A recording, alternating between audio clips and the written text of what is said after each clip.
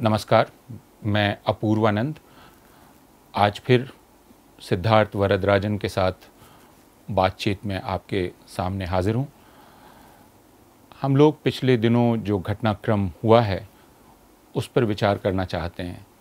भारत में एक तरह का उत्तेजना का माहौल है, बदहवासी का माहौल है और वह किसी भी दिन कम होने को नहीं आता। अभी पिछले 3-4 दिन जो खबर छाई रही और जिसने हर खबर को दबा दिया, हालांकि उन पर हमारा ध्यान ज़्यादा जाना चाहिए था, वह थी एक राष्ट्रीय टेलीविज़न चैनल के एंकर की छत्तीसगढ़ पुलिस के द्वारा गिरफ्तारी की कोशिश और उसमें उत्तर प्रदेश की पुलिस द्वारा छत्तीसगढ़ पुलिस का मुकाबला और उससे जी टीवी के उस एंकर को छीन लेने में सफलता प्राप्त करना। इस पर बहुत बहस हुई है। यह कहा गया कि जी टीवी के एंकर ने अपनी खबर में जिस तरह राहुल गांधी के बयान को विकृत ढंग से पेश किया और उसे इस तरह से लगाया गया, चलाया गया कि मालूम हो कि राहुल गांधी दरअसल उदयपुर में कन्हैया लाल के हत्यारों की हिंसा को या उनके अपराध को कम करके दिखाने की कोशिश कर रहे थे। जब इस बात पर शोर शराबा हुआ तो अगले दिन एंकर ने माफ़ी मांगी और कहा कि गलती से वह वीडियो उस खबर में चल गया था, जो सहज विश्वसनीय नहीं है क्योंकि संपादन के कई स्तर होते हैं और एक पूरी स्क्रिप्ट लिखी जाती है जिस पर आप एक खबर प्रसारित करते हैं। फिर भी उन्होंने एक माफ़ी जारी की, लेकिन उसके पहले मुकदमे दायर हो गए थे, एफआईआर की जा चुकी थी और छत्तीसगढ़ पुलिस उनके घर पहुंच गई गिरफ्तारी के लिए। और फिर छत्तीसगढ़ पुलिस को एंकर को गिरफ्तार न करने देने के लिए नोएडा पुलिस ने अपनी कोशिश शुरू की। यह छीना झपटी हम पहले भी देख चुके हैं पंजाब पुलिस, दिल्ली पुलिस और हरियाणा पुलिस के बीच। इसके क्या मतलब हैं जो संघीय हमारा तंत्र है, ढांचा है, उसके लिए जिसे हम कानून व्यवस्था कहते हैं, उसके संदर्भ में इसका आशय क्या होगा, यह एक पक्ष है। दूसरा पक्ष है कि इस तरह जो गिरफ्तारी की बदहवासी है जिसमें हम हर किसी को गिरफ्तार करना चाहते हैं फ़ौरन, वह चाहे एक अपराध हो रहा हो या नहीं हो रहा हो, अपराध वह बन रहा है कि नहीं बन रहा है और इस स्तर का बन रहा है कि नहीं बन रहा है कि जिसे हम अभियुक्त कह रहे हैं उसे गिरफ्तार किया जाए। फ़ौरन गिरफ्तारी की मांग और पुलिस की तत्परता गिरफ्तार करने की, जैसे असम पुलिस 1000 किलोमीटर से ज़्यादा की दूरी तय करके जाती है और जिग्नेश मेवाणी को एक ट्वीट के लिए गिरफ्तार करती है, जो विधायक हैं गुजरात के, जिस ट्वीट में वे सिर्फ थोड़े व्यंग्यात्मक लहजे में प्रधानमंत्री से ये कहते हैं कि वे अपने राज्य में शांति स्थापना के लिए काम करें। लेकिन इस ट्वीट से असम के भारतीय जनता पार्टी से करीबी लोगों की आस्थाएं आहत हो जाती हैं और उसको गंभीरतापूर्वक लेते हुए असम की पुलिस गुजरात जाती है हवाई जहाज़ से, फिर दूसरे यातायात के साधनों से, और वो बहुत मशक्क़त करके उसी रात जिग्नेश मेवाणी को गिरफ्तार करती है। तो ये जो पूरी बदहवासी है गिरफ्तार करने की, और ये गिरफ्तारियाँ हमने पिछले दिनों देखी हैं, और हम ये कह सकते हैं कि उमर खालिद की गिरफ्तारी हो या खालिद सैफ़ी की गिरफ्तारी हो या बाकी गिरफ्तारियाँ हों, जिनमें सबसे पहला काम जो पुलिस करती है वो गिरफ्तारी का है और उसके बाद वो तहकीकात का काम शुरू करती है। मोहम्मद ज़ुबैर की गिरफ्तारी हम देख चुके हैं, जिसमें मोहम्मद ज़ुबैर को बुलाया गया किसी और मामले में और फिर यह कहा गया कि उन्होंने कोई एक ट्वीट किया था 3 साल पहले, जो ऋषिकेश मुखर्जी की फ़िल्म का एक टुकड़ा ट्वीट किया गया था, उससे किसी की भावना आहत हो गई है और ज़ुबैर को फ़ौरन गिरफ्तार कर लिया गया और अब 14 दिन की जुडिशल कस्टडी में भी हैं। और फिर उनको सीतापुर उत्तर प्रदेश ले जाया गया, जहां एक दूसरे मामले में उनको गिरफ्तार कर लिया गया और वहां भी वो 14 दिन की जुडिशल कस्टडी में है। तो यह जो गिरफ्तारी की हड़बड़ी, जल्दबाजी है, इसके क्या माने हैं, इनको हम समझने की कोशिश करेंगे। सिद्धार्थ, आप खुद किस तरह देखते हैं ये जो हमारे अंदर एक बदहवासी आती जा रही है, गिरफ्तार करो गिरफ्तार करो गिरफ्तार करो, इससे जिसे आप कानून की समझ कहते हैं वह कैसे विकृत होती है, कैसे बिगड़ती है? मैं पूरी जिम्मेदारी के साथ कहना चाहता हूँ, ये बड़ी अफसोस की बात है कि मुल्क हमारा एक पागलपन के दौर से गुजर रहा है। अगर एक शख्स जो रेस्टोरेंट चला रहा है, जैसे संभल में अभी खबर आई है उत्तर प्रदेश से, रेस्टोरेंट में मतलब देश भर में खाने का जो सामान है वो पुराने रिसाइकल अखबारों में लपेट के बेचा जाता है। ना कोई उन अखबारों को देखता है, पढ़ता है, ना ध्यान देता है कि उस अखबार में है क्या। अखबार में तरह तरह की चीज़ें छपती हैं। अगर सियासतदानों की तस्वीरें हैं तो वहाँ पे देवी देवताओं के भी इश्तिहार छप सकते हैं, फ़ोटो छप सकते हैं, गीता का श्लोक छप सकता है, बाइबल की पंक्तियाँ कुछ भी छप सकता है। तो उस बात को लेके किसी भारतीय जनता पार्टी का जो इकोसिस्टम है उससे जुड़ा हुआ किसी पॉलिटिशियन कि ये दिमाग में ये सोच आया कैसी कि मैं इसको एक पुलिस कंप्लेंट बना दूंगा कि भाई चिकन क्यों ऐसे अखबारों में लपेटा जा रहा है जहाँ पे देवी देवताओं की तस्वीरें हैं। और इससे ज़्यादा पागलपन मुझे लगता है कि संभल पुलिस ने दिखाया और बाद में उत्तर प्रदेश पुलिस ने बाकायदा एक वीडियो स्टेटमेंट में इसको जस्टिफाई भी किया कि और अगर ऐसे मामले अगर सामने आते तो हम सब में एक्शन लेंगे। तो मुझे लगता है कि हम कहीं के न रहे, मतलब इतना इरेशनैलिटी, इतना पागलपन तेज़ी से बढ़ चुका है।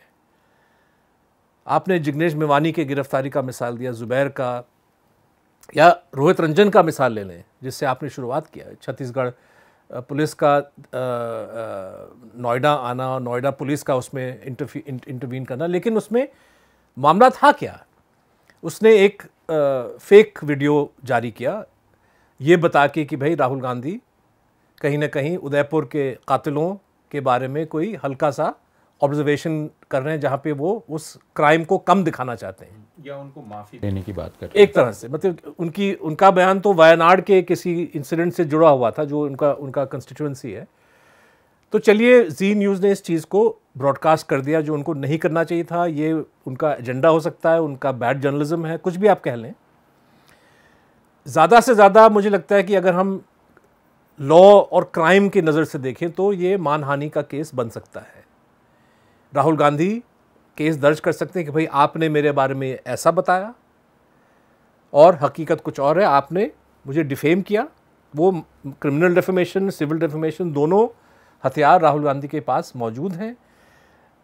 छत्तीसगढ़ पुलिस का इसमें कहाँ से इन्वॉल्वमेंट कोई जस्टिफाई कर सकता है? तो सिमिलरली जो जिग्नेश मेवानी ने मोदी जी के बारे में कहा कि भाई ये गोडसे के भक्त हैं।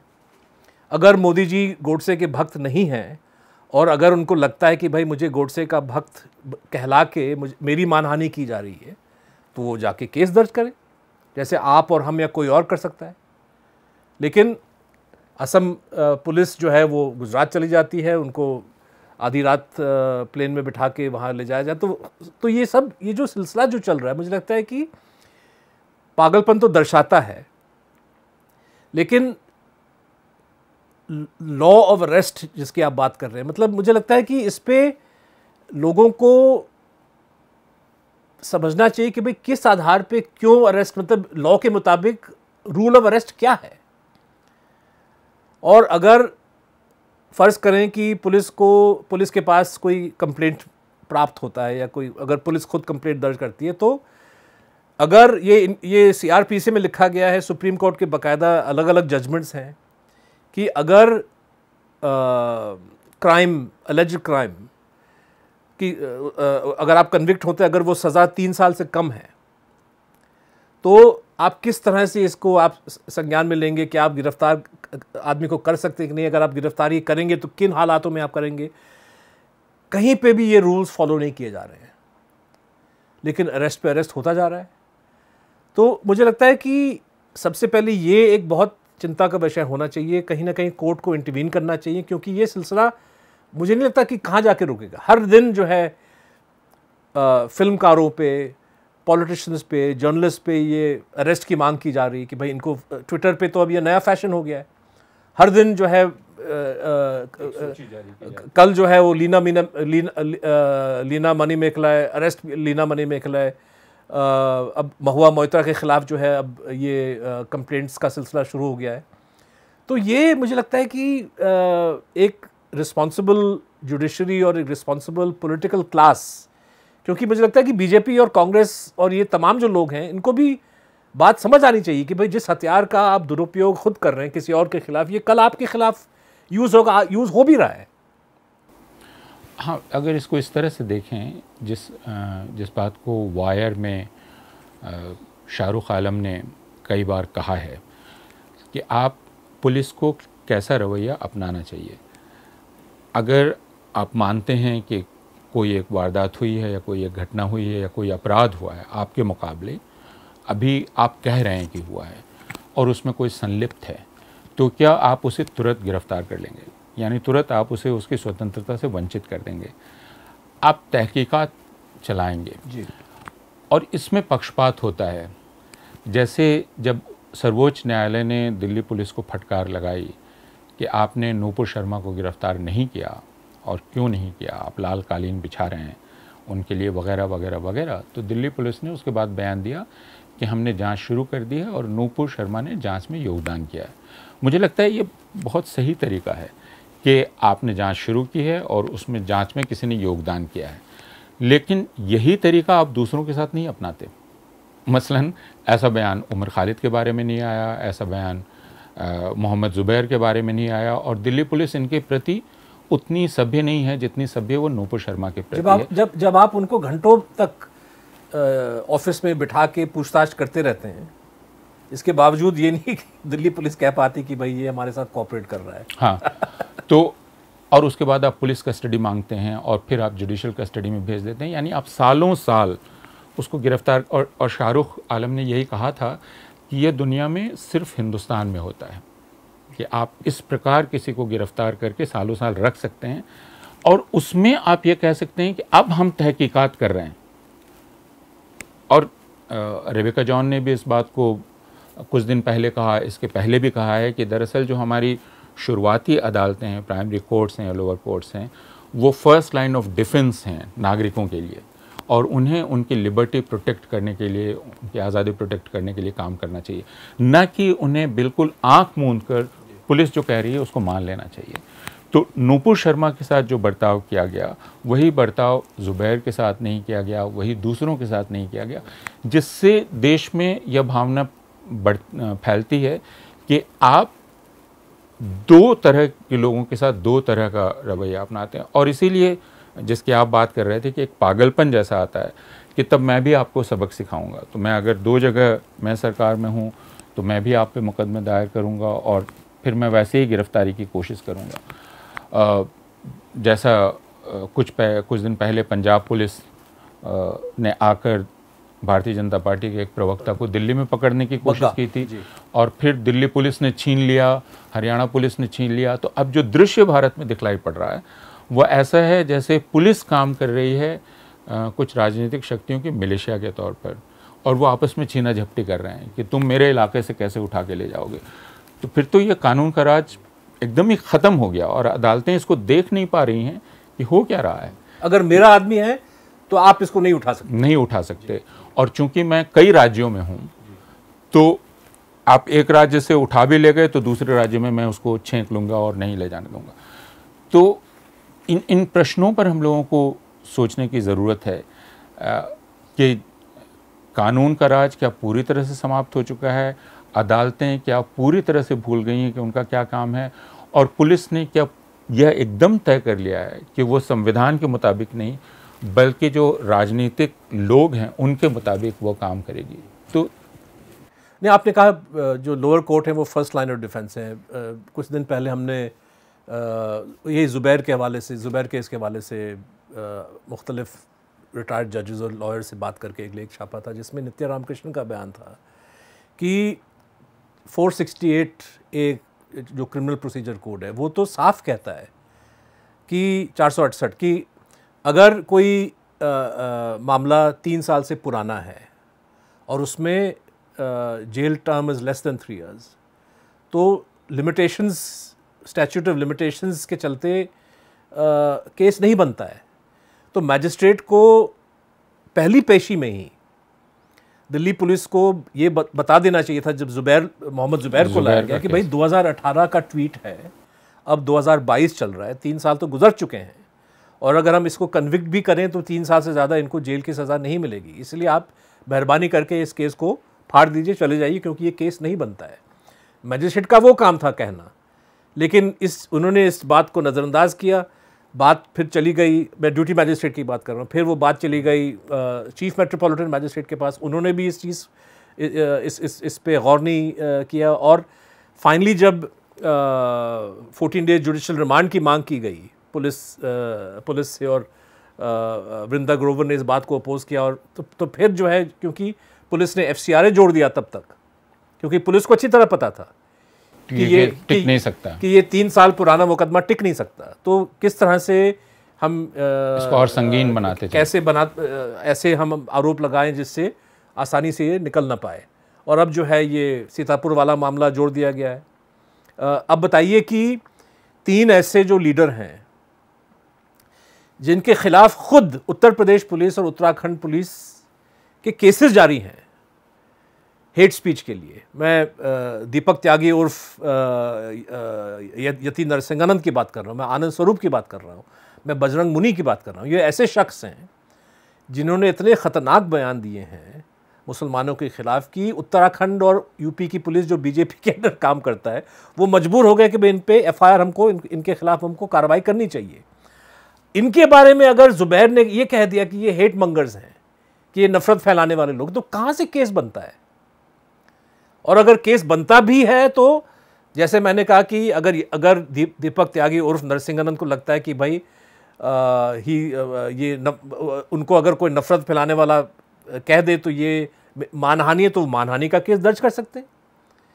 उत्तर प्रदेश पुलिस कहाँ से आ जाती है?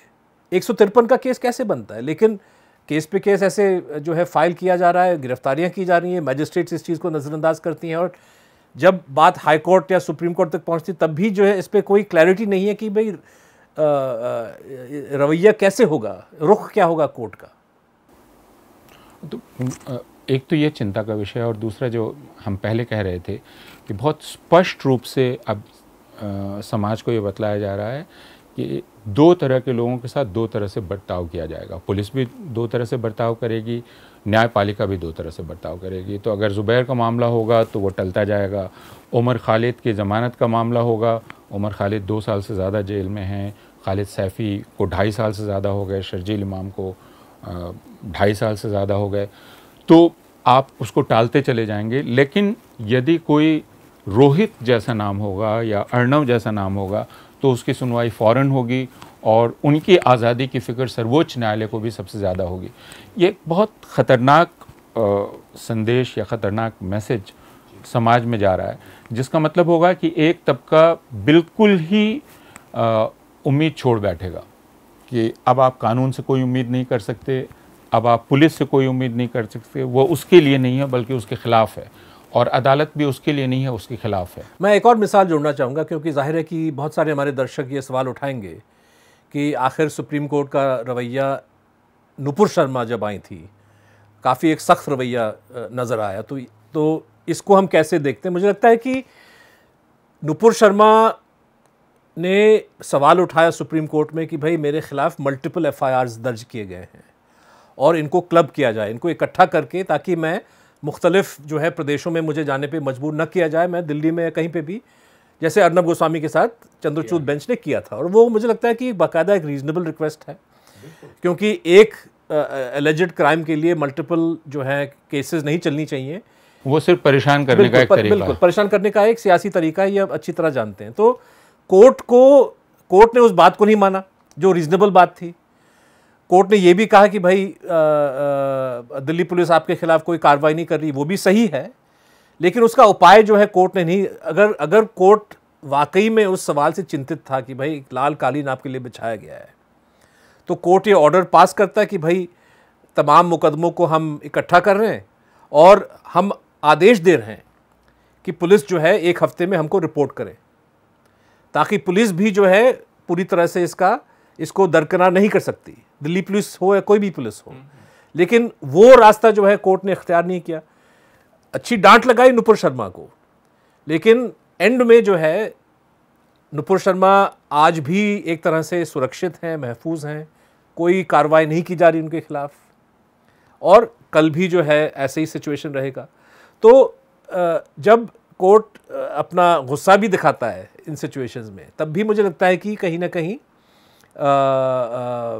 जो रूलिंग पार्टी से जुड़े हुए जो लोग हैं वो अपने आप को बचा लेते हैं, बचा पाते हैं, लेकिन जो और लोग हैं उनको जो है पुलिस उनको परेशान करती रहती है, कोर्ट में जो रिलीफ उनको मिलना चाहिए वो नहीं मिलता है। और दूसरी एक बात जो इसके साथ जुड़ी हुई है वो यह है कि जिस प्रकार हमारा मीडिया काम कर रहा है, अब जैसे जी टीवी के बारे में यह कहा गया कि वह बुरी पत्रकारिता हो सकती है, ख़राब पत्रकारिता हो सकती है, लेकिन आप पत्रकार को दंडित नहीं कर सकते। जो बात मेरी समझ में आती है कि अगर पत्रकार ने गलती से एक खबर दे दी या उससे कोई तथ्य गलत निकल गया तो आप उसको गिरफ्तार नहीं कर लेंगे, लेकिन इस पर हम लोग पहले भी बात कर चुके हैं कि जो हो रहा है क्या उसे पत्रकारिता कहेंगे? आप स्वयं पत्रकार हैं और ख़ुद उस चैनल से जो जी टीवी है, और उस चैनल को डांट पड़ चुकी है ब्रॉडकास्टर एसोसिएशन की ओर से। उसने 2016 में जवाहरलाल नेहरू विश्वविद्यालय में जो छोटी सी मीटिंग हुई थी उसको लेकर जो फर्जी वीडियो चलाया, जिसका नतीजा यह है कि कन्हैया, उमर खालिद, और न सिर्फ कन्हैया उमर खालिद बल्कि पूरे जेएनयू की छवि पूरे देश में बिगड़ ख़त्म हो गई, और जेएनयू को लोग मानने लगे कि वह आतंकवादियों का एक गढ़ है। इस बड़े अपराध के लिए आज तक जी टीवी को कोई न तो जी टीवी ने माफ़ी मांगी है, ना उसको तंबीह की गई है, ना उसको कोई सज़ा मिली है। गौहर रज़ा के बारे में उसने जो एक मनगढ़ंत वीडियो जारी किया, निवेदिता मेनन के बारे में जारी किया, और ये सिर्फ उसने नहीं बल्कि टाइम्स नाउ, दिल्ली हिंसा के समय भी जिस तरह से खबरें चलाई गई जिनको खबर कहा गया, तो इसको पत्रकारिता कैसे कहें? सवाल दुरुस्त है आपका। मैं सिर्फ ये कहना चाहूँगा, क्योंकि मैंने भी खुद ट्वीट किया रोहित रंजन के बारे में। मैंने कहा कि भाई ये बहुत बुरा जर्नलिज्म है और एकदम आपत्तिजनक मतलब इट्स रेप्रिहेंसिबल, लेकिन अरेस्ट का केस नहीं बनता है। और कुछ लोग नाराज़ हो गए मुझ पर कि आप जो है आप बैलेंस कर रहे हैं। मैंने कहा ये बैलेंस का सवाल नहीं है। बैड जर्नलिज्म का जो इशू है ये एक जजमेंट है जो आप और हम करेंगे, और दर्शकों को, पाठकों को करना चाहिए, वो उनको दूर भागना चाहिए बुरी जर्नलिज्म से। लेकिन ये फैसला मैं पुलिस के हाथ में नहीं छोड़ना चाहता हूँ कि वो तय करें कि भाई गुड जर्नलिज्म क्या है, बैड जर्नलिज्म क्या है, क्योंकि आप अच्छी तरह जानते हैं कि कल जो है जो हमारे लीडर हैं, जो हमारी पुलिस है, जिस तरह से की उनकी सोच है, आप लिख के ले लें कि गुड और बैड का जो डिवीज़न है वो मतलब गुड जर्नलिस्ट को बैड कह के वो उनके पीछे केस डाल देंगे, और जो बुरे जर्नलिस्ट हैं उनको अच्छा कह के उनको प्रोटेक्शन मिलेगा। तो ये क्लासिफिकेशन सही है, और जब एक फ्रंटियर क्रॉस किया जाता है तो उसको आप बैड जर्नलिज्म भी नहीं कह सकते। आप कह सकते हैं कि भाई ये तो प्रोपेगेंडा है, क्रिमिनल एक्टिविटी है। मतलब अगर जैसे सुदर्शन टीवी ले लें, सुदर्शन टीवी जब एक हेट स्पीच को प्रमोट करता है तो वो बैड जर्नलिज्म का भी जो है सरहद पार करके वो क्राइम की ओर चला जाता है। सुदर्शन टीवी को ही नहीं, मैं ध्यान दिलाना चाहूँगा कि जी टीवी ने एक पूरा कार्यक्रम प्रसारित किया जिसमें उसने कहा कि मुसलमान कितने तरह का जिहाद कर रहे हैं। जी। सुधीर चौधरी ने अलग अलग तरह के लैंड जिहाद और अलग अलग यूपीएससी जिहाद, ये सब कुछ बाद में नौकरी जिहाद, ये सब किया गया। उसको किस तरह खबर कहा जा सकता है?